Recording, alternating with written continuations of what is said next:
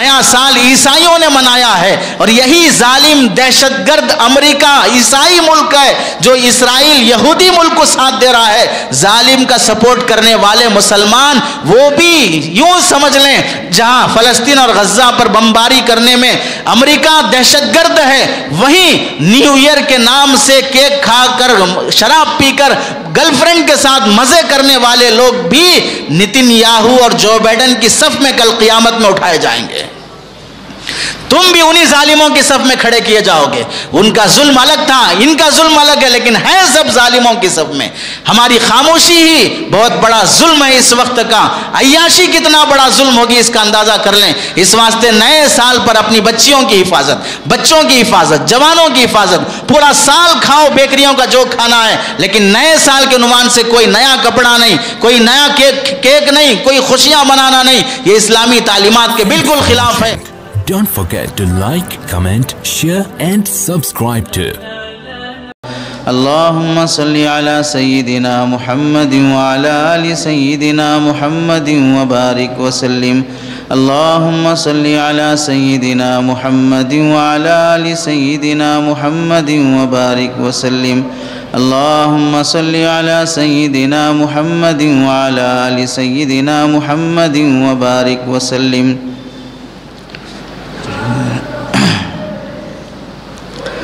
मेरे मोहतरम अज़ीज़ों, बुज़ुर्गों और दोस्तों,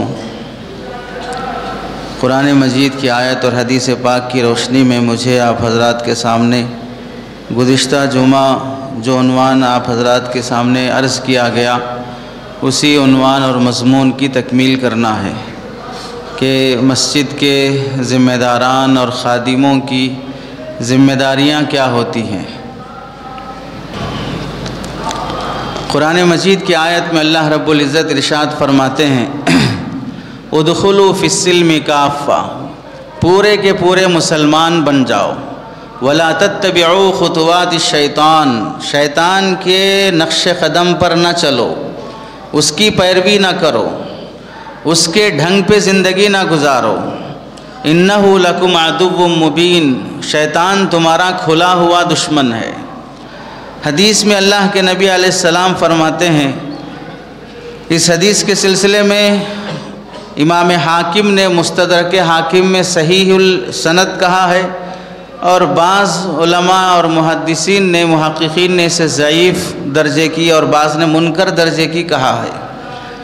हदीस का ख़ुलासा ये है, इदा अबग़दल मुस्लिमूना उलमाअहुम, मुसलमान जब अपने उलमा से नफ़रत करने लगें, दुश्मनी करने लगें, व अज़हरू इमारत अस्वाक़िहिम, और वो अपने बाज़ारों का, बिज़नेस का सिस्टम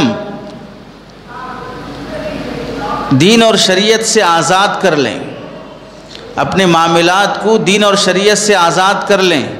व तनाकहु अला जमइ दराहिम, और उनकी शादी ब्याह पैसे और मालदारी की बुनियाद पर हो, तो अल्लाह ताला 4 तरह के अज़ाबात में उन्हें मुसल्लत कर देते हैं।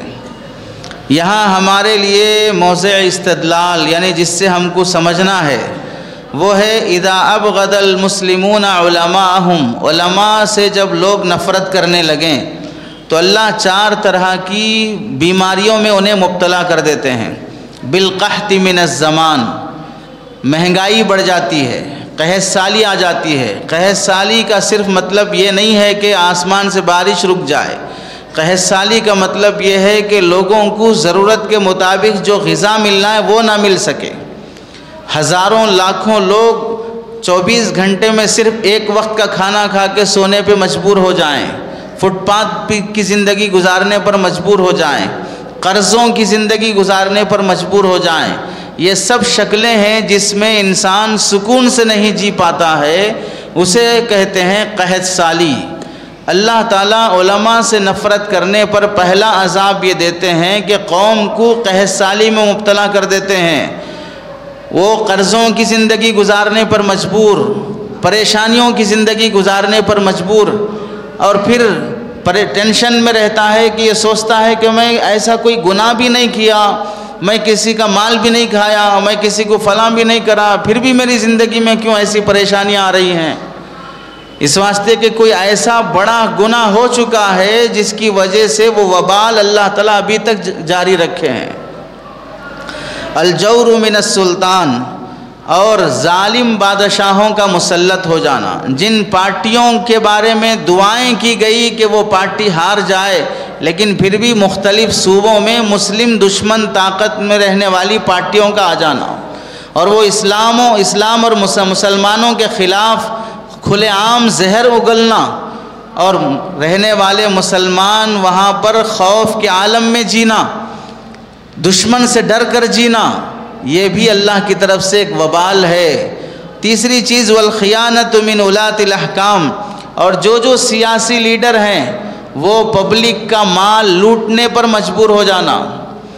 ابھی حال میں سنا کسی ایریے کے بارے میں حیدرآباد ہی کے کہ بہت 200 یا 50 یا 100 ایکڑ پر مشتمل زمین چند سیاسی لیڈروں اور غنڈوں نے مل کر قبضہ کر لیا، اور پورے جن کے وہاں پر پلاٹ تھے سب کے نام کے ساتھ انہیں بلا کر 2 کروڑ کی زمین کو 30 لاکھ 25 لاکھ 40 لاکھ لے لو اور یہاں سے چلتے بنو، اگر کچھ بھی منہ کھولو گے تو پھر یہ بھی نہیں ملیں گے۔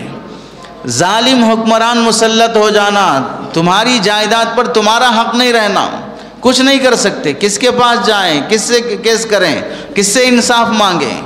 اور چوتھی چیز ہے والسولۃ من العدو، اور دشمنوں کا روب اور دشمنوں کی طرف سے حملے۔ آئے دن مسلمانوں پر کسی نہ کسی طریقے سے جسمانی حملے ہونا، قتل کے حملے ہونا، یا انہیں میڈیا کے ذریعے سے ٹارچر کیا جانا، ان کے دماغ کو محو کر لینا کہ کیا چل رہا ہے سماج میں سمجھ میں نہیں آ رہا ہے۔ اس طرح کے عذابات میں اللہ تعالیٰ مسلط کر دیتے ہیں۔ علماء نے لکھا ہے کہ مسجد کی ذمہ داری اور مسجد کی خدمت یہ اللہ رب العزت کی طرف سے بہت بڑی سعادت ہے، اور اللہ تعالیٰ اپنے گھر کی خدمت کرنے کا کسی کو موقع دیتے ہیں تو ظاہر سی بات ہے آپ کسی کمپنی کی جاب چاہ رہے ہیں تو اس کمپنی کے رولز ہوتے ہیں کہ آپ ان رولز کے حساب سے اتنی ڈگری آپ کیے ہوں، یہ فلاں سرٹیفکیٹ آپ کے پاس ہو، فلاں کام کا ایکسپیرینس اتنے سال کا ہو، تو پھر ان رولز کے حساب سے کمپنی آپ کو انٹرویو لے کر پھر جاب دیتی ہے۔ ایسے ہی اللہ رب العزت کے گھر کی جاب ہے، یہاں کی خدمت ہے۔ تو علماء نے بھی قرآن حدیث کی روشنی میں مسجد کی تولیت، صدارت اور ممبر بننے کے لیے جو شرائط لکھے ہیں ان شرائط کا خلاصہ یہ ہے۔ حضرت مفتی عبد الرحیم صاحب لاجپوری رحمۃ اللہ علیہ لکھتے ہیں کہ جب متولی نااہل ہوں گے تو ان کے ماتحت بھی نااہل ہوں گے۔ مسجد کے ذمہ دار اگر خود نااہل ہوں تو پھر ان کے تحت میں کام کرنے کے لیے جو آئیں گے وہ بھی نااہل ہوں گے۔ وہ علماء کی قدر نہیں کر سکتے جو غیرت مند ہیں، خوددار ہیں۔ جو علماء غیرت مند ہیں اور خوددار ہیں، ایسے نااہل کمیٹیوں کے تحت میں کام کرنے کے لیے وہ نہیں ٹکتے، آئے دن بدلتے رہیں گے۔ نتیجہ یہی ہوگا کہ نااہل امام، نااہل مؤذن کو جو ان کی چاپلوسی کرتا ہوا چلے انہی کو لے کر رکھیں گے، بدلنا نہیں چاہیں گے۔ علماء نے لکھا ہے کہ تولیت، صدارت اور ممبر بننے کے لیے کسی بھی شعبے میں نااہل کو عہدہ نہیں دیا جاتا ہے، اور جب نااہل کو عہدہ دیا جائے تو پھر سمجھ لو وہ عہدہ تنزلی کا شکار ہو گیا۔ اللہ کے نبی نے فرمایا قیامت کی علامتوں میں سے ایک علامت یہ بھی ہے کہ آدمی نااہل کو، بے وقوف کو بڑے بڑے پوسٹ دے دے، انہیں ذمہ داریاں سونپ دے۔ پہلی شرط علماء نے لکھی ہے کہ مسجد کی کمیٹی میں آنے والے فرد کوئی بھی ہوں، انتظام کو بخوبی انجام دینے کی ان کے اندر قابلیت ہو، مینجمنٹ سنبھالنے کی ان کے اندر اہلیت ہو، کیسے لے کے چلنا پبلک کو، مصلیوں کو، امام کو، مؤذن کو، ہر شخص کو کیسے ہینڈل کرنا چاہیے، کس کے ساتھ کیسے رہنا چاہیے، یہ اگر انہیں نہیں آتا ہے تو پھر ایسا شخص مسجد کا ممبر یا کمیٹی کا ممبر بننے کی اہلیت نہیں رکھتا ہے۔ دوسری شرط یہ ہے عملداری کی طاقت ہو، یعنی منزل کو جاننا ہی کافی نہیں ہے، منزل تک پہنچنے کا بہترین راستہ بھی معلوم ہو۔ مجھے یہاں سے ممبئی جانا ہے، ممبئی معلوم ہے، لیکن ممبئی جانے کا راستہ کون سا ہے وہ نہیں معلوم ہے۔ ایسے مجھے مسجد کی ذمہ داری سنبھالنا ہے، کیسے سنبھالنا وہ نہیں معلوم ہے، تو پھر ایسے شخص کو بھی تولیت نہیں دی جائے گی۔ تیسری بات لکھی ہے انتظامی امور میں مہارت بھی ہو، صرف جانکاری کافی نہیں ہے، مہارت بھی ضروری ہے۔ معاملات اور مالیات میں امانت داری اور دیانت داری ہو۔ حضرت شعیب علیہ السلام کے پاس ان کی بیٹی حضرت موسیٰ علیہ السلام کو جب لے کر آنے لگیں تو اس سے پہلے حضرت شعیب علیہ السلام سے ان کی بیٹی نے فرمایا کہ جس شخص نے ہماری بکریوں کو پانی پلانے میں مدد کی ہے وہ شخص دو خوبیوں کا مالک ہے، ان خیر من استاجرت القوی الامین، طاقتور بھی ہے امانت دار بھی ہے۔ تو جو عہدے پر آتے ہیں ان کے اندر اپنے نظام کو سنبھالنے کی طاقت بھی ہونا اور پھر امانت داری بھی ہونا۔ تولیت اور صدارت اور مسجد کی کمیٹی میں آنے کے لیے حضرت یوسف علیہ السلام کو اللہ تعالیٰ نے وزیر خزانہ بنایا مصر کا، تو اس وقت بھی حضرت یوسف علیہ السلام نے فرمایا تھا انی حفیظ علیم، میں اس شعبے کی حفاظت کر سکتا ہوں، اس کی جانکاری مجھے حاصل ہے۔ ایسے ہی حضرت سلیمان علیہ السلام کو اللہ تعالیٰ نے حضرت سلیمان علیہ السلام نے بلقیس کا تخت لانے کے لیے جب کہا، جنات کو حکم دیا تو اس جن نے کہا وَإِنِّي عَلَيْهِ لَقَوِيٌّ أَمِينٌ، میں وہ تخت لانے کی طاقت بھی رکھتا ہوں اور امانت داری بھی میرے اندر ہے۔ ایسے ہی کسی پوسٹ پر آنے کے لیے آدمی کو وہ پاور بھی ہونا چاہیے اور پھر امانت داری بھی ہونا چاہیے۔ اور پانچویں صفت ہے کہ مسجد کا ہر ذمہ دار حق پرست ہو، نفس پرست نہ ہو۔ صحیح بات قرآن حدیث کی روشنی میں ہمیں معلوم ہو گئی، ہم اپنے نظریے اور اپنے سوچ کو چھوڑ دیں گے، آپ جو فرما رہے ہیں ہم اس کو فالو کریں گے۔ نہیں، ہماری مسجد میں سالوں سے ایسے چلا رہا ہے، ہمارے باپ دادا سے ایسے چلا رہا ہے، ہم خاندانی طور پر یہ سب کرتے آ رہے ہیں، اب یہ نئے علماء نکل کر یہ سارے مسائل بتا رہے ہیں، تو ظاہر سی بات ہے ہمارے باپ دادا کے زمانے میں ہارٹ کا آپریشن نہیں تھا، ہمارے باپ دادا کے زمانے میں شوگر کے نئے سسٹم نہیں تھے، کینسر کے لیے ڈائلسس کا نظام نہیں تھا، تو ظاہر سی بات ہے پھر ان تمام شعبوں میں باپ دادا جیسے علاج کراتے تھے ویسے علاج کرا لو، نئی ٹیکنالوجی یوز نہ کرو۔ ان سب چیزوں میں نئی ٹیکنالوجی دیکھو گے، ہمارے باپ دادا اینڈرائڈ موبائل یوز نہیں کرے، ایپل فون یوز نہیں کرے، کمپیوٹر یوز نہیں کرے، تو پھر ہم بھی یوز نہ کریں۔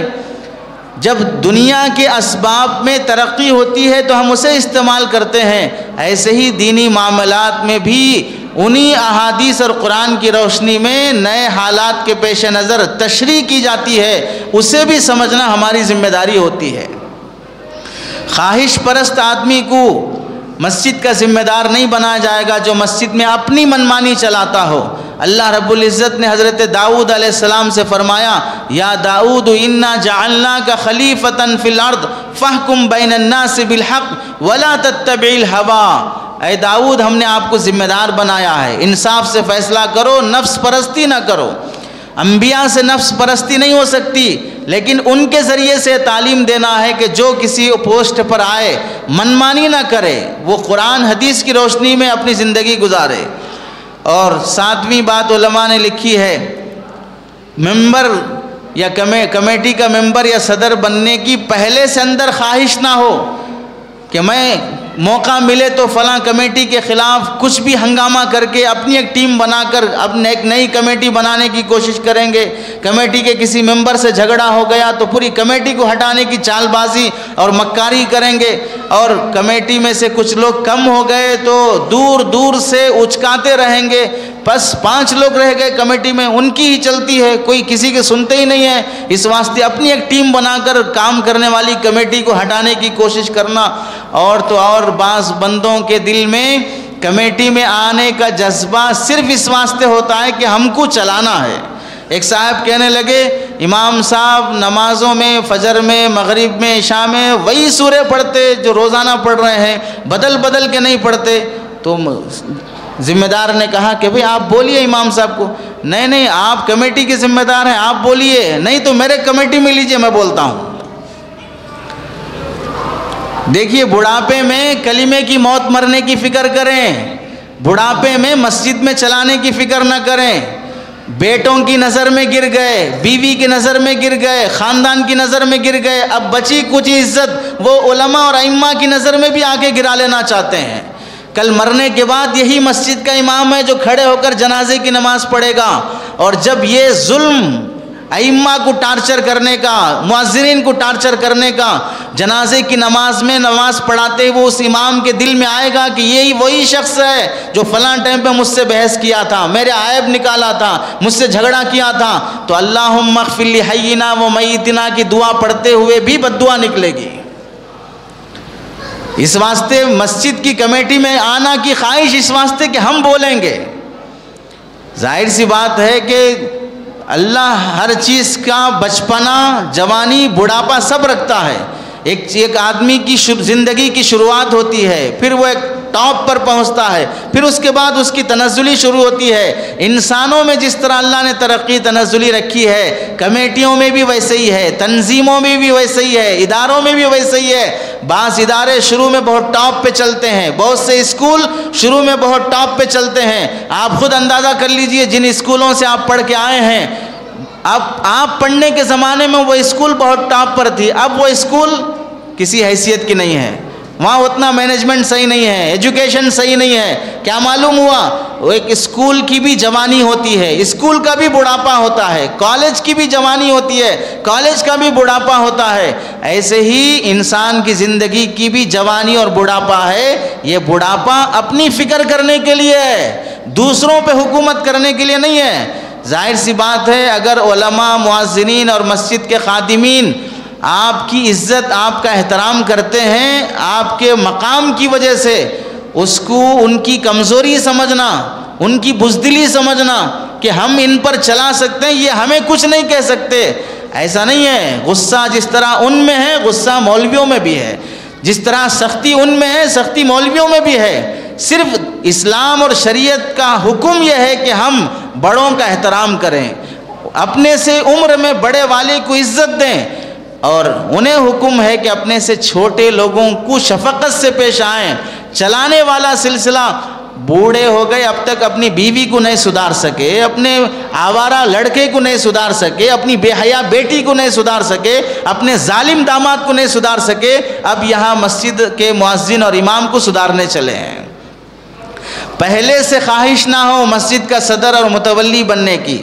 8ویں شرط ہے مصارف اوقاف کا علم ہو، مسجد کی پراپرٹی کو کہاں کیسے یوز کرنا یہ بھی جانکاری رکھتا ہو. جانکاری نہیں ہے تو جانکاری کر لے کہ مسجد کا مال کہاں استعمال کرنا چاہیے. یہ میرے باپ دادا کی جاگیر نہیں ہے، جب من میں آیا جہاں چاہے خرچ کر دوں، یہ توڑوں وہ بناؤں، وہ پھوڑوں یہ بناؤں، یہ کروں وہ بناؤں. یہ مسجد کا مال اللہ کی امانت ہے، تو علماء سے پوچھ کر ہی کہ یہ مال کہاں خرچ کرنا چاہیے اس کا علم ہونا چاہیے. مسجد کے مال میں لاپرواہی کی اجازت نہیں ہے. مسجد کا پانی استعمال کر رہے ہیں، مسجد کا کرنٹ استعمال کر رہے ہیں، مسجد کا ضرور سامان استعمال کر رہے ہیں کیونکہ ہم مسجد کی خدمت کرتے ہیں. مسجد کا ایک لوٹا بھی مسجد کے کسی متولی، صدر، کمیٹی کے ممبر یا کسی عام مصلی، حتیٰ کہ مسجد کے امام کو بھی لے جانے کی اجازت نہیں. مسجد کا ایک پنکھا، ایک لوٹا بھی جو مسجد کے لیے دیا گیا ہے وہ مسجد ہی کے لیے رہے گا، مسجد کے علاوہ کہیں اور استعمال کرنے کی اجازت نہیں ہوگی. 10ویں شرط علماء نے لکھی ہے کہ مسجد کی کمیٹی میں آنے والا مسجد کا خیر خواہ ہو، مسجد کے کسی بھی چیز کو نقصان پہنچانے کا کوئی تصور نہ ہو. میں جو چاہے کروں گا، کیا ہوتا دیکھ لیں گے، ایسا خیال رکھنے والا مسجد کا ممبر نہیں بن سکتا. اور مسجد کی جو انکم ہے اس کی حفاظت کرنے والا ہو. جو لوگ چندہ دیتے ہیں، گھر گھر سے چندہ آ رہا ہو یا مسجد میں آ کر تعاون کیا جا رہا ہو، ان تعاون کرنے والوں کی بھی قدر ہو کہ ان کے اس تعاون سے ہمارا یہ نظام صحیح چل رہا ہے. چندہ لیتے وقت، کمیٹی بننے کے لیے ووٹنگ ہوتے وقت تو ان کی قدر ہے، لیکن دوسرے دنوں میں اگر کوئی عام مصلی کچھ ریکویسٹ کر رہا ہے تو اسے سنی انسنی کر دیا جاتا ہے۔ ایسی بد اخلاقی نہ ہو، علانیہ گناہ کا ارتکاب نہ کرے۔ مثال کے طور پر کمیٹی کا کوئی بھی شخص شراب پینا، بدکاری، داڑھی منڈانا، جماعت سے نماز نہیں پڑھنا، حرام کاروبار کرنا، دھوکہ دینا، سودی نظام چلانا، ان سب کاموں میں مبتلا شخص مسجد کی کمیٹی کا ممبر نہیں بن سکتا۔ ایسے ہی مال کمانے میں اندھا دھن نہ ہو، اپنی پرسنل لائف میں بھی حلال حرام کی تمیز کے بغیر زندگی گزار رہا ہے، وہ شخص مسجد کی تولیت کا اہل نہیں ہو سکتا۔ امامت اور مؤذنی اور خادم کی تعین اور ان کی تنخواہیں دینے کے سلسلے میں معقول اور نامعقول کا فرق سمجھتا ہو کہ امام کس کو رکھنا ہے، کس کو نہیں رکھنا ہے، ان کی تنخواہ کتنی ہونی چاہیے، کتنا بڑھانا ہے، کب دینا ہے، کیسے دینا ہے، یہ سب جانکاری رکھنا ضروری ہے۔ اندھا دھن آگے گھس گئے اور منمانی چلانے لگے، یہ مسجد کی تولیت ثواب کا ذریعہ نہیں، عذاب کا ذریعہ بن جائے گی، خواہ مخواہ پکڑے جائیں گے اللہ کے نزدیک۔ اسی واسطے علماء نے لکھا ہے کہ مسجد کی تولیت میں حتی الامکان یہ کوشش کی جائے کہ اہل علم کو رکھیں، پڑھے لکھے دیندار لوگوں کو رکھیں۔ اصل تو قرآن حدیث کی روشنی میں مفتی عبدالرحیم صاحب رحمۃ اللہ علیہ لکھتے ہیں، مسجد شعائر اسلام میں سے ہے، جو شعائر اسلام کا محافظ نہیں، شریعت کا پابند نہیں، نماز با جماعت کا پابند نہیں، گناہ کبیرہ کا مرتکب یا گناہ صغیرہ پر اصرار کرتا ہو، او خانہ خدا کا متولی نہیں بن سکتا، وہاں کا کمیٹی کا ممبر نہیں بن سکتا۔ اس میں اللہ کے گھر کی، امام کی، مؤذن کی، بلکہ مصلیوں کی بھی توہین ہے کہ فاسق اور فاجر کو مسجد کا صدر بنا دیا جائے، حرام کام کرنے والے کو مسجد کا ذمہ دار بنا دیا جائے، یہ اللہ کے گھر کی توہین ہے۔ اور علامہ شامی رحمۃ اللہ علیہ بڑے فقیہ گزرے ہیں، لکھتے ہیں بے عمل فاسق کو عہدے سے معذور کر دینا چاہیے، حاملین قرآن کو جہال اور فاسقوں کی ماتحتی اور تابعداری کرنے سے قرآن کے حامل علماء اور ائمہ کی توہین لازم آتی ہے کہ نااہل اور جاہلوں کی ماتحتی میں علماء کو رہنا پڑ رہا ہے۔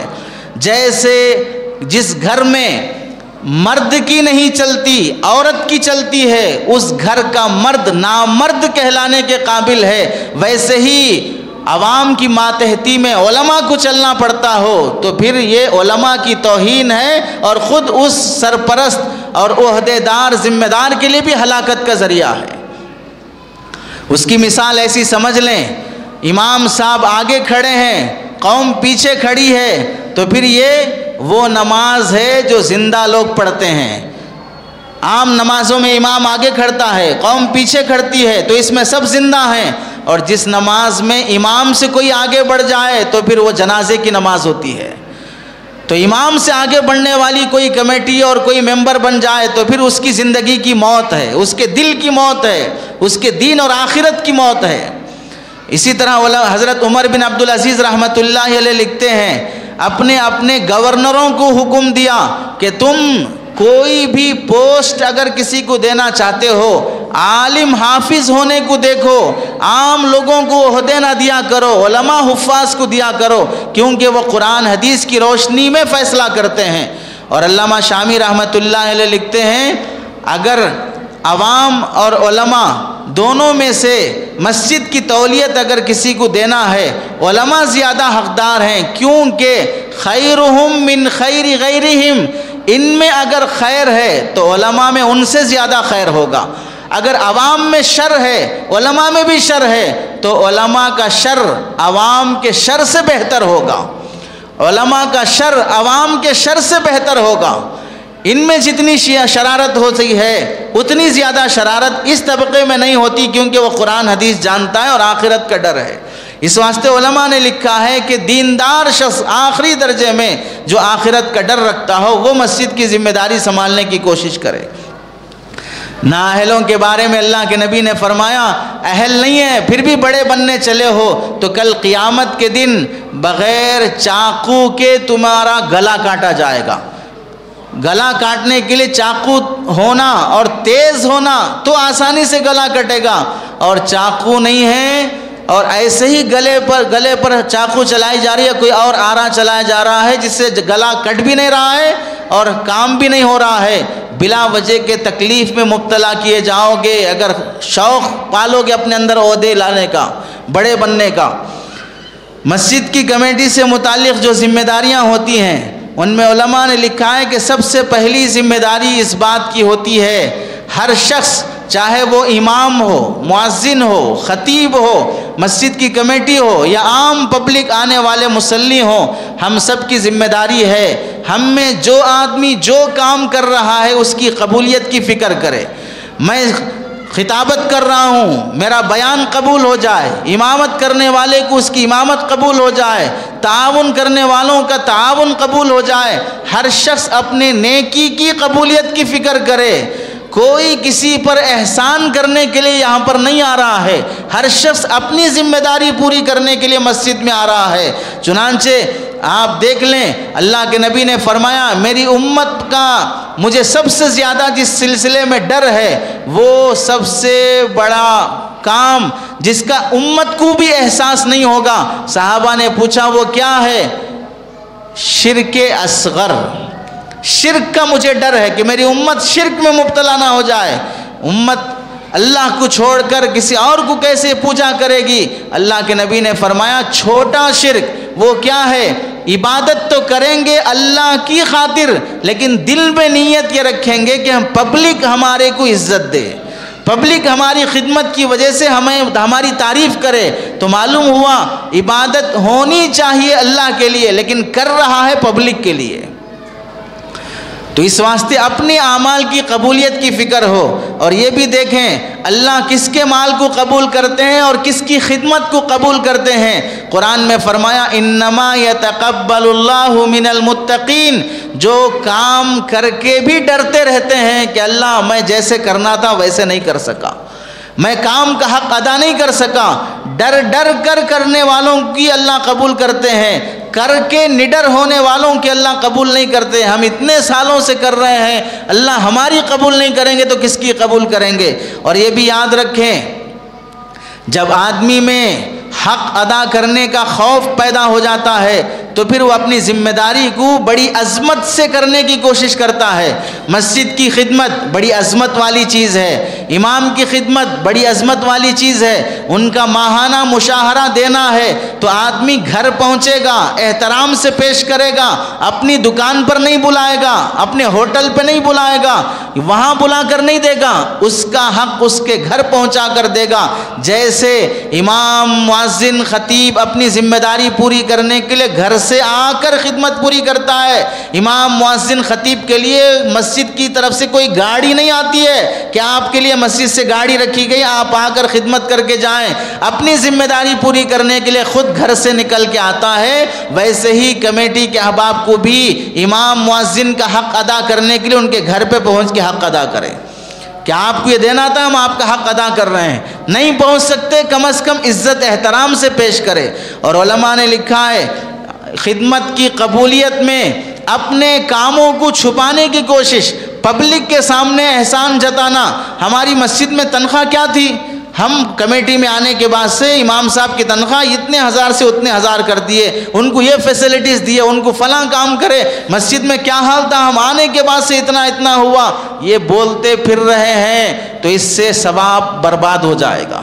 یہ سب کچھ ہم نے کیا ہمارے باپ دادا کے پیسے سے نہیں، پبلک کے پیسے سے ہم نے کیا، اللہ کی توفیق سے۔ اللہ میرے علاوہ کسی اور سے بھی یہ کام لے سکتا تھا، مجھ سے یہ کام لیا ہے تو میرے لیے سعادت کی بات ہے، آخرت کا ذخیرہ ہے۔ میں یہ کام کر کے کسی پر احسان نہیں کر رہا ہوں، کسی پر احسان نہیں جتا رہا ہوں، میں پبلک سیوا کر کے اپنی آخرت بنا رہا ہوں۔ یہ آدمی کے اندر سوچ ہو۔ علماء نے لکھا ہے کہ ابو عمرو بن نجید رحمت اللہ علیہ بڑے مشہور بزرگ گزرے ہیں۔ ایک مرتبہ وقت کے بادشاہ نے اپنے ملک کی سرحدوں کی حفاظت کے لیے، باؤنڈری بنانے کے لیے چندے کی ضرورت پڑی، لوگوں میں اعلان کیا تو ان بزرگ نے 2 لاکھ درہم چاندی کے سکے انہیں بھیجا کہ آپ ہمارے ملک کی باؤنڈری بنائیں، سرحد کی حفاظت کریں۔ دوسرے دن امیر شہر لوگوں کے سامنے مسجد میں لوگوں کو جمع کر کے اعلان کیا کہ ہم ابو عمرو بن نجید کا شکر ادا کرتے ہیں کہ انہوں نے ہمارے ملک کی باؤنڈری کی حفاظت کے لیے 2 لاکھ درہم دیے ہیں۔ جیسے انہوں نے پبلک کے سامنے کہا تو یہ بزرگ کھڑے ہوئے اور کہا کہ ایک بات امیر المؤمنین، میں کل 2 لاکھ روپے جو آپ کو دیا تھا وہ غلطی سے دے دیا، وہ اصل پیسے میری ماں کے تھے، ان کی اجازت کے بغیر لا کر دے دیا، وہ پیسے واپس دے دیجئے، میری ماں کو مجھے لوٹانا ہے۔ مجمع میں وہ پیسے واپس لے لیے، سب لوگوں کے سامنے تعریف چل رہی ہے، فوراً وہ پیسے واپس لے لیے۔ رات ہونے کے بعد پھر وہ 2 لاکھ روپے واپس لے گئے اور امیر شہر کے حوالے کرتے ہوئے کہنے لگے، اللہ کے بندے، میں نے یہ پیسے آخرت کمانے کے لیے دیا تھا اور تم ساری پبلک کے سامنے اعلان کر کے میرا ثواب برباد کر رہے ہو، اس واسطے پبلک میں میں نے وہ پیسہ واپس لے لیا تاکہ میرا ثواب محفوظ رہے، اور پھر رات کے اندھیرے میں لا کے دے رہا ہوں، اور پھر دوبارہ کہہ رہا ہوں آئندہ کسی کو نہ بتانا کہ میں نے 2 لاکھ دیے ہیں۔ ایسے وہ لوگ اپنی نیکی کو چھپاتے تھے۔ اسی واسطے تقویٰ وہ ہے کہ آدمی اپنی نیکیوں کو ایسے چھپائے جیسے گناہوں کو چھپاتا ہے۔ گناہ کرنے کے لیے آدمی کہاں تنہائی میں جاتا ہے، اکیلے میں جاتا ہے، کوئی نہ دیکھے، گناہوں کو جیسے اپنے چھپاتے ہیں ویسے مسجد کی خدمت کر کے اپنی خدمت کو چھپاؤ کہ ہماری یہ خدمت اللہ کی آخرت بنانے کی خاطر ہے۔ اور یہ بھی یاد رکھیں، امام کے سلسلے میں ہم یہ سمجھیں کہ ہمیں اللہ نے خدمت کا جو موقع دیا ہے، ہم سے بڑی بڑی جگہوں کی خدمت لوگ کر رہے ہیں۔ آپ سمجھیں، آپ میں سے جو لوگ عمرے پر گئے، حج پر گئے ہیں، وہاں کعبۃ اللہ میں کیسی فیسلٹیز ہیں آنے والوں کے لیے، عمرہ کرنے والوں کے لیے، حج کرنے والوں کے لیے، صاف صفائی کا انتظام، خوشبو کا انتظام، زمزم کے پانی کا انتظام، کبھی کبھار افطاری کا انتظام، کھجور کا انتظام، یہ سب فیسلٹیز کہاں ہو رہی ہیں؟ مسجد حرام میں، مسجد نبوی میں۔ وہاں بھی ایک کمیٹی ہے جو ان مسجدوں کی خدمت کر رہی ہے، آنے والے عمرہ مسلیوں کے لیے، معتمرین کے لیے، حجاج کے لیے وہ بھی مال خرچ کر رہے ہیں۔ لیکن اس سب کے باوجود آپ نے بھی وہاں اسکرین پر دیکھا ہوگا، خادم الحرمین الشریفین لکھتے ہیں، صدر الحرمین الشریفین نہیں لکھتے۔ حرمین شریفین کا ممبر، حرمین شریفین کا سیکریٹری، حرمین شریفین کا متولی یہ نہیں لکھتے ہیں، خادم الحرمین الشریفین، میں خادم ہوں حرمین شریفین کا۔ اتنی بڑی مبارک جگہ کی خدمت کرتے ہوئے بھی اپنے فخر اور غرور کو ظاہر نہیں کیا جاتا ہے، میں بحیثیت خادم ہوں۔ اور ہمارے پاس چھوٹی سی مسجد کی کیا صدارت مل گئی، تولیت مل گئی، آدمی اپنی جگہ فرعون بن جاتا ہے، قارون بن جاتا ہے، اتنا دندنانے لگتا ہے کہ گویا کہ پوری دنیا کی سلطنت میرے ہاتھ آ گئی ہے، کسی کی سننے تیار نہیں ہوتا ہے۔ مسجد اللہ کے گھر میں اللہ کی چلنے نہیں دیتا ہے، اپنی چلانا چاہتا ہے، تو ظاہر سی بات ہے یہ مسجد کی خدمت ثواب کا ذریعہ نہیں، عذاب کا ذریعہ بن جائے گی۔ اور بہت اہم چیز یہ ہے، جو بھی مسجد کی خدمت کرتے ہوں یا عام پبلک ہو، یہ کام ساری پبلک کی ذمہ داری ہے کہ مسجد کی خدمت میں امام اور مؤذن جو مسجد کو آباد کرنے کے لیے کام کرتے ہیں، نماز پڑھانا، بیان کرنا، تعلیم کرنا، جو بھی خدمات ہیں، مسجد سے ہدایت پھیلنے والے کام کرنے والے لوگ، ان کا احترام کرنا ہم سب پر ضروری ہے۔ امام اور مؤذن کا احترام، ان کی عظمت دل میں رکھنا ہم سب پر ضروری ہے۔ کیوں ضروری ہے؟ یہ بات سمجھ لیں، امامت ایک پیشہ نہیں ہے، ایک جاب نہیں ہے، امامت ایک منصب ہے۔ یہ اللہ کے نبی علیہ السلام کی نیابت ہے، سرکار دو عالم صلی اللہ علیہ وسلم نے جو کام کیا وہ کام یہ لوگ کر رہے ہیں۔ اور پھر یہ بھی سمجھ لیں، امام بندوں اور اللہ کے درمیان میں ترجمان ہوتا ہے، ہم سب کی نمازیں قبول کروانے والا امام ہوتا ہے، اللہ سے دلانے والا امام ہوتا ہے، ہماری آخرت جس سے بنتی ہے وہ امام ہے۔ تو امامت کی عظمت، امام کی قدر ہم پر واجب ہوتی ہے۔ علماء نے لکھا ہے کہ قبولیت ہمارے اعمال کی وہ خاص طور سے دین میں سب سے افضل نماز ہے، اور دین میں سب سے افضل نماز ہے، اور مسلمانوں میں سب سے افضل وہ نماز پڑھانے والا ہے۔ مسلمانوں میں سب سے افضل وہ نماز پڑھانے والا امام ہوتا ہے، جیسے دین میں نماز سب سے افضل ہوتی ہے۔ یحییٰ بن معاذ رحمۃ اللہ علیہ فرماتے ہیں العلماء ارحم بامت محمد من آبائہم و امہاتہم، علماء اس امت میں ماں باپ سے بھی زیادہ رحم کرنے والے ہیں۔ کیوں؟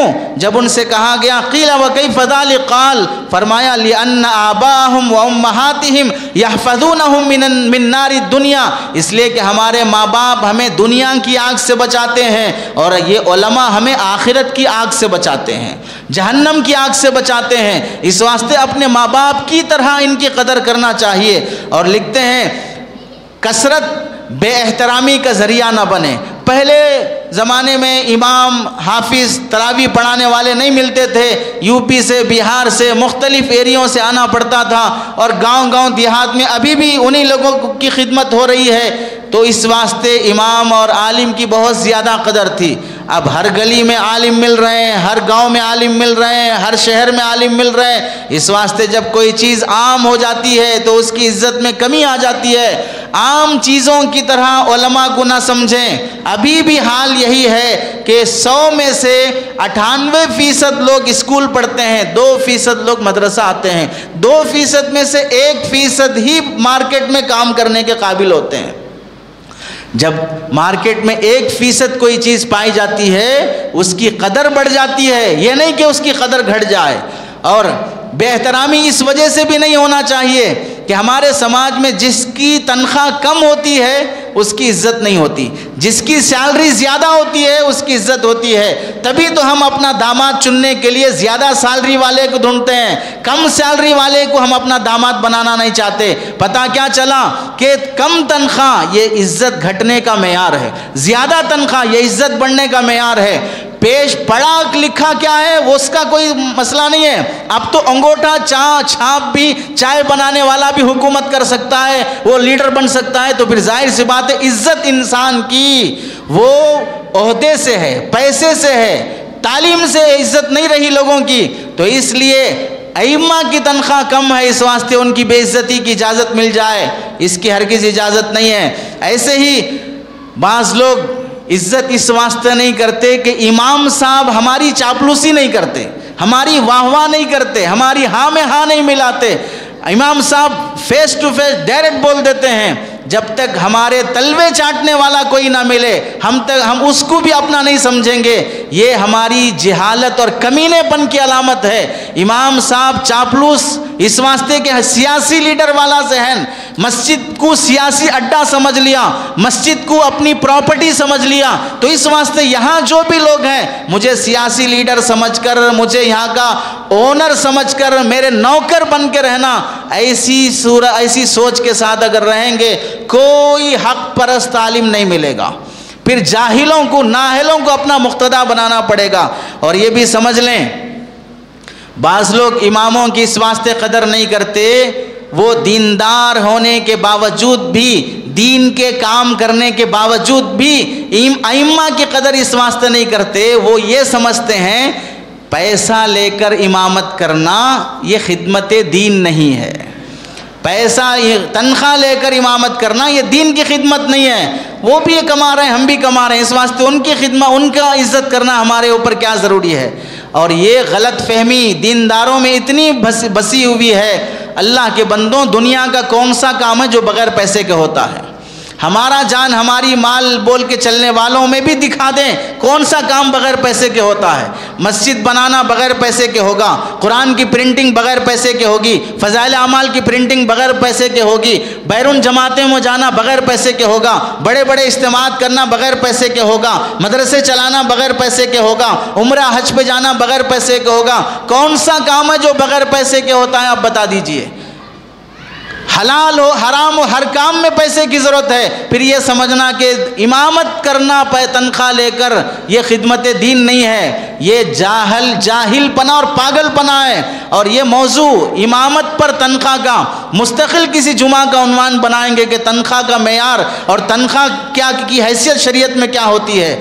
ان وجوہات کی وجہ سے بے احترامی کی اجازت نہیں ہے۔ اور احترام زبانی بھی ہونا چاہیے، عملی بھی ہونا چاہیے۔ زبانی تو بہت سے لوگ بولتے ہیں کہ ہمارے دل میں امام صاحب کی، عالم صاحب کی، حافظ صاحب کی بہت عزت ہے، لیکن جب آ جاتے ہیں اترنے پہ تو پھر پورے بازاری بن جاتے ہیں۔ عمل سے بھی کر کے دکھانا کہ ہم ان کا احترام کرتے ہیں۔ اور یہ سمجھیں عام طور سے مسجدوں کا حال یہ بن چکا ہے، مسجد میں عام طور سے 4 ستون ہوتے ہیں، متولی کمیٹی اور مقتدی مصلی، اور دوسرے امام اور مؤذن۔ مقتدی مصلی کمیٹی یہ 2 ایک طرف، دوسرے امام مؤذن یہ 2 ایک طرف، یہ 4 ستون ہیں۔ لیکن سماج میں اکثر یہ ہو چکا ہے، مسجد کے ان 4 ستون میں سے 2 ستون ظالم ہیں، 2 ستون مظلوم ہیں۔ 2 ستون ظالم ہیں، 2 ستون مظلوم ہیں۔ ظلم کی شکلیں بدلتی ہیں، لیکن اپنی اپنے دائرے میں ظالم تو رہیں گے۔ چھوٹی چھوٹی باتوں پر تنگ کر دینا۔ ایک صاحب آ کر پوچھنے لگے، امام صاحب سنتیں نہیں پڑھتے، ایسا امام صاحبوں کو جائز ہے کیا سنتیں چھوڑ دینا؟ امام صاحب کی سنت کی فکر ہے، اپنی بیٹی کی بے پردگی کی فکر نہیں ہے۔ امام صاحب کے نفل کی فکر ہے، اپنے بیٹے کے شرابی بننے کی فکر نہیں ہے۔ امام صاحب کے ٹوپی اور پیجامے کی فکر ہے، اپنے گھر کی بے حیائی اور شادیوں میں ہونے والے حرام رسومات کی فکر نہیں ہے۔ اللہ کے بندوں، ہم ان علماء ائمہ میں اگر کچھ عیب نکالیں گے بھی، وہ عیب حرام درجے کے نہیں ہوں گے۔ نعوذ باللہ کوئی امام شرابی، زانی، جواری ایسا نہیں ملے گا اللہ کے کرم سے۔ ان کی غلطیاں صرف مستحب اولا درجے کی ہوں گی، اور ہماری غلطیاں حرام کاری کے ہوں گے۔ اپنی حرام کاری کے درجے کے گناہ پر تو توجہ نہیں جا رہی ہے، ان کی سنتوں پر توجہ جا رہی۔ کیا پتہ وہ گھر سے پڑھ کے آیا ہو، کیا پتہ وہ گھر میں جا کے پڑھنا چاہ رہا ہو، اور پھر ایک ہی سورہ بار بار نماز میں پڑھنا۔ ایک امام صاحب بولنے لگے، بھائی مغرب میں جو چھوٹی صورتیں پڑھانا ہے، ایک ہفتہ نماز پڑھے تو 10 صورتیں پھر گھوم کے آ جاتی۔ تو ظاہر سی بات ہے قصار مفصل ہی پڑھانا ہے، پھر بھی ایک ہی سورہ پڑھا رہے ہیں، ایک ہی سورہ پڑھا رہے ہیں، ایک ہی سورہ پڑھا رہے ہیں۔ اس امام صاحب بیچارے کو ٹارچر۔ ایک جگہ نئی مسجد بنے، پرانی مسجد شہید کر کے، تو بعض پاگل یہ کہنے لگے مسجد نہیں ہے تو امام بھی نیا ہونا چاہیے، مسجد نہیں ہے تو امام بھی نیا ہونا چاہیے۔ تو پھر جنوری فرسٹ آ رہا ہے، نیا سال آ رہا ہے تو نئی بیوی ہونا چاہیے، نیا سال آ رہا ہے نیا شوہر ہونا چاہیے، نیا سال آ رہا ہے تو نیا لیڈر ہونا چاہیے، نئے کپڑے ہونا چاہیے، نیا گھر ہونا چاہیے۔ بولیے پھر نیا شوہر مل جائے گا، نئی بیویاں مل جائیں گی۔ عجیب حماقت ہے کہ مسجد نئی بن گئی تو امام بھی نیا چاہیے۔ نیا سال آ رہا ہے، نیا باپ چاہیے، نئی ماں چاہیے، نیا رشتہ دار چاہیے، بنائیے پھر ایسے بھی رشتہ دار۔ یہ نادانی والی حرکت ہے۔ نیا امام آنے کے بعد وہ نیا قرآن نہیں پڑھے گا، وہ پرانا قرآن ہی پڑھے گا۔ نیا امام آنے کے بعد نئی حدیثیں پیش نہیں کرے گا، وہ 1400 سال پہلے کی حدیثیں ہی پیش کرے گا۔ اس لیے ائمہ حضرات کی غلطیاں وہ حرام درجے کی نہیں ہوتی ہیں، وہ اولا غیر اولا مستحب درجے کی ہیں۔ ہماری غلطیاں اس سے زیادہ ہیں۔ اپنے جسم پر چڑھے ہوئے سام بچھو اتارنے کی کوشش کرو۔ امام صاحبوں کے چھوٹے چھوٹے عیب جو آنکھوں کا تنکا بنے ہوئے ہیں، اسے نکالنے سے پہلے، آنکھوں کا شہتیر نکالنے سے پہلے اپنے جسم پر چڑھے ہوئے سام بچھو اتار لو، یہ حرام درجے کے ہیں۔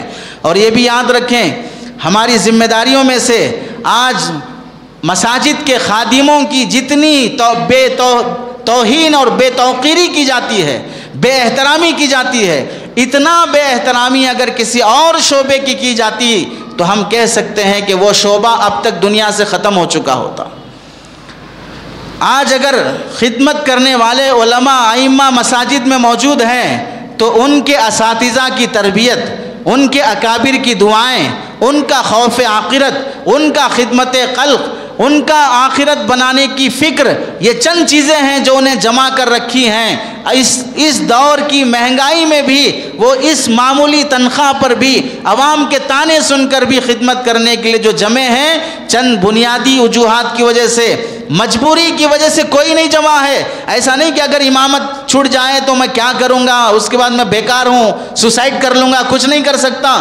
اللہ تعالیٰ نے جینے کے راستے ہزاروں رکھے ہیں، ایک دروازہ وہ بند کرتا ہے تو ہزاروں دروازے کھول دیتا ہے۔ جینے کے لیے مجبوراً کوئی شخص مسجد کو پکڑا ہوا نہیں ہے. وہ وجوہات ہیں کہ ہماری قوم اگر ہم چھوڑ دیں گے تو پھر ظالم جاہل ہمارے حق پرست علماء ممبروں کو سنبھالتے ہونے کے باوجود بھی پبلک یہاں بیٹھ کر مرزا کو مان رہی ہے, انجینئر کو مان رہی ہے, گوہر شاہی کو مان رہی ہے, فیاض کو مان رہی ہے, شکیل کو مان رہی ہے. ایسے جہنمیوں کو جب دنیا فالو کر رہی ہے تو پھر آپ بتائیں حق پرست علماء کا ایک طویل سلسلہ ختم ہو جائے تو پھر دنیا کا عالم کیا ہوگا, پھر کیا حال ہوگا امت کا. یہ چیزیں جو ان کو جمع کر رکھی ہیں.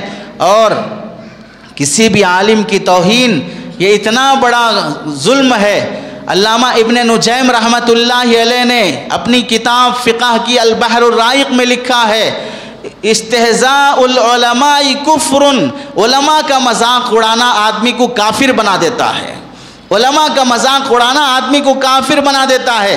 امام احمد بن حنبل رحمۃ اللہ علیہ فرماتے ہیں لحوم العلماء مسموم, علماء کا گوشت زہریلا ہوتا ہے, اس کے منہ نہ لگو ورنہ جان چلی جائے گی. ان کی غیبتیں نہ کرو ایمان چلا جائے گا. اپنے ایمان کی حفاظت اس وقت قرآن حدیث کی حفاظت ان کے ذریعے سے ہے, اس واسطے ان کی خدمت اور ان کی عزت ہمارا فریضہ بنتا ہے. اس کے ساتھ آپ یہ بھی دیکھ لیں اللہ کے نبی علیہ السلام نے بھی اپنے دور میں مسجد کی صفائی کرنے والے مؤذن کا بھی اتنا احترام کیا. ایک قبر پر سے گزرے, پوچھا کس کی قبر ہے؟ فلاں عورت کی قبر ہے جو مسجد میں جھاڑو دیا کرتی تھی. آپ نے فرمایا اللہ کے بندوں تم نے مجھے کیوں نہیں بتایا؟ میں نے کہا تھا اگر اس عورت کا انتقال ہو جائے مجھے بتانا, میں اس کی جنازے کی نماز پڑھوں گا. صحابہ نے کہا یا رسول اللہ وہ رات کا وقت تھا, آپ کو تکلیف دینا مناسب نہیں سمجھے. اللہ کے نبی صلی اللہ علیہ وسلم صحابہ کو لے کر اسی وقت اپنی جماعت بنائی اور قبر پر کھڑے ہو کر اس عورت کی جنازے کی نماز دوبارہ پڑھی, کیونکہ وہ مسجد کی صفائی کیا کرتی تھی. اتنی قدر اللہ کے نبی علیہ السلام مسجد سے جڑے ہوئے لوگوں کی کیا کرتے تھے. ہماری بھی ذمہ داری ہے کہ ہم مسجد کے خادمین کی عظمت اور توقیر اپنے دلوں میں بٹھائیں. اور اس کے بعد موضوع سے ہٹ کر ایک دوسرا, آج کے جو حالات ہیں, نیا سال شروع ہونے والا ہے, لوگوں میں جو بے حیائی نیو ایئر کے نام سے آتی ہے, اتنی زیادہ بے حیائی. مسلمان نیا سال منانے میں اتنا بے حس, بے حیا, بے شرم بنتے جا رہا ہے. اگلے سالوں میں ایسا اندیشہ ہے کہ نیا سال منانے کی اس رسم کو کوئی آنے والی قوم قرآن حدیث سے ثابت کرنے نہ لگ جائے اور اسے دین کا ایک حصہ شمار کرنے لگے. جیسے بہت سی بدعتیں پہلے کسی ضرورت کی وجہ سے شروع ہوئی تھیں, اب وہ دین کا حصہ عبادت بن چکی ہیں. ایسے ہی نیا سال خواہش پرستی کی وجہ سے شروع ہو رہا ہے, لیکن وہ ایسا نہ بن جائے کہ وہ بھی دین اسلام کا ایک حصہ ہے. جتنا نیو ایئر نائٹ میں شراب پی جاتی ہے, اور تحقیق ریسرچ کرنے والوں نے لکھا ہے 71 ارب ڈالر 71 ارب ڈالر کی شراب صرف ایک رات میں پی جاتی ہے. 71 ارب ڈالر کی شراب صرف ایک رات میں پی جاتی ہے نئے سال میں. اور بہت سی بیکریاں چلانے والے صرف نئے سال کی کمائی اتنی کماتے ہیں جتنا پورے سال اور 6 مہینے میں کمائی نہیں ہوتی ہے.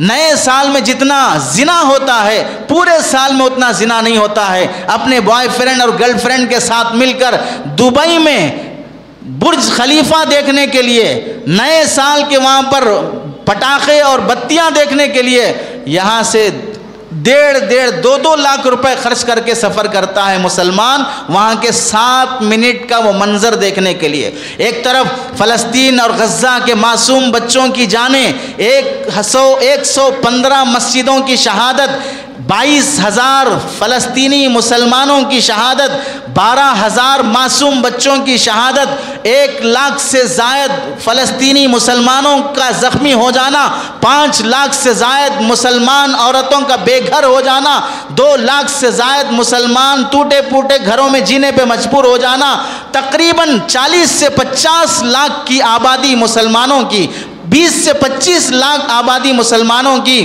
خوف کے عالم میں 3 مہینوں سے جی رہی ہے اور ظالم کا ظلم نہیں تھم رہا ہے. اور دوسری طرف ہندوستان کا مسلمان, ایشیا کا مسلمان کیک کاٹنے میں لگا ہے، نیو ایئر منانے میں لگا ہے، شراب کے مزے لے رہا ہے اور رنڈی بازی کے مزے لے رہا ہے، گرل فرینڈ کے ساتھ مزے لوٹ رہا ہے، زنا عام ہو رہا ہے۔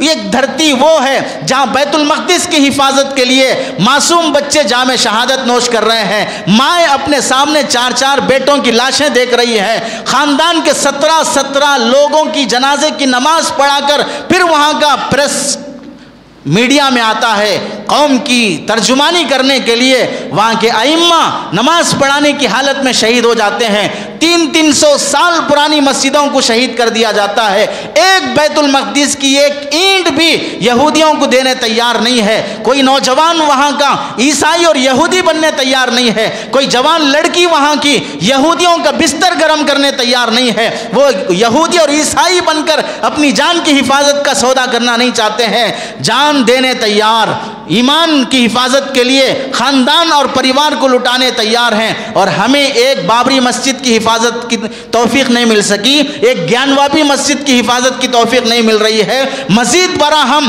ان مظلوموں کے داغوں پر، ان کے زخموں پر نمک چھڑکتے ہوئے یہ بے حیائی کا کام انجام دیتے ہیں کہ ہم نئے سال کی آمد پر کیک منگا کے کھا رہے ہیں، نیا ڈریس سلا رہے ہیں اور انہیں ہیپی نیو ایئر کہہ رہے ہیں۔ کن بے حیائیوں کی رسم کو ہم ایجاد کر رہے ہیں، کن ظالموں کا ہم ساتھ دے رہے ہیں۔ نیا سال عیسائیوں نے منایا ہے اور یہی ظالم دہشت گرد امریکہ عیسائی ملک ہے جو اسرائیل یہودی ملک کو ساتھ دے رہا ہے۔ ظالم کا سپورٹ کرنے والے مسلمان وہ بھی یوں سمجھ لیں جہاں فلسطین اور غزہ پر بمباری کرنے میں امریکہ دہشت گرد ہے، وہیں نیو ایئر کے نام سے کیک کھا کر شراب پی کر گرل فرینڈ کے ساتھ مزے کرنے والے لوگ بھی نتن یاہو اور جو بائیڈن کی صف میں کل قیامت میں اٹھائے جائیں گے۔ تم بھی انہی ظالموں کی صف میں کھڑے کیے جاؤ گے۔ ان کا ظلم الگ تھا، ان کا ظلم الگ ہے، لیکن ہے سب ظالموں کی صف میں۔ ہماری خاموشی ہی بہت بڑا ظلم ہے اس وقت کا، عیاشی کتنا بڑا ظلم ہوگی اس کا اندازہ کر لیں۔ اس واسطے نئے سال پر اپنی بچیوں کی حفاظت، بچوں کی حفاظت، جوانوں کی حفاظت، پورا سال کھاؤ بیکریوں کا جو کھانا ہے، لیکن نئے سال کے عنوان سے کوئی نیا کپڑا نہیں، کوئی نیا کیک نہیں، کوئی خوشیاں منانا نہیں، یہ اسلامی تعلیمات کے بالکل خلاف ہے۔ اللہ سے دعا ہے کہ اللہ تعالی عمل کی توفیق نصیب فرمائے۔ آمین۔ وآخر دعوانا ان الحمد للہ رب العالمین۔